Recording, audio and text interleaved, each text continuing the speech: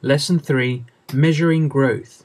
By the end of this lesson, you should be able to explain how size changes during human growth, and describe cell division and differentiation in human growth.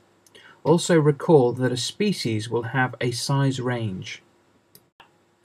All humans start life as a fertilized cell, called a zygote. The cell starts dividing and becomes a cluster of cells. At this stage, all the cells are the same. As cell division increases, cells become specialized, for example to make nerve cells or muscle cells. The zygote is now an embryo. As the embryo develops further, it becomes a fetus.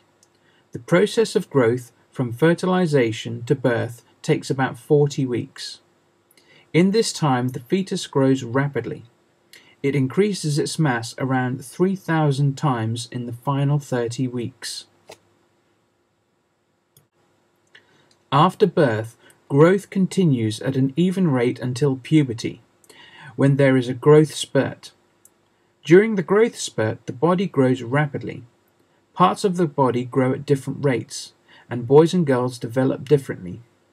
Girls usually start their growth spurt earlier.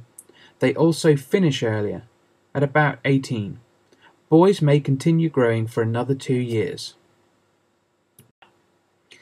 Each species has a minimum size and a maximum size. For humans, this is between 1.4 and 2 meters in height. This is an average size range. There may sometimes be individuals above or below the range, but there are limits for this. For example, you won't find a person 10 meters tall. Height is a continuous variable. This means that there is a gradual variation in height across a population. Individuals can be any height within the range. If you have data from a large number of people, you will get a graph with a smooth, bell-shaped curve. This is called the normal distribution. How tall you are depends on a number of factors. Environmental factors, like better nutrition, mean that children in Western Europe are now taller than children were 50 years ago.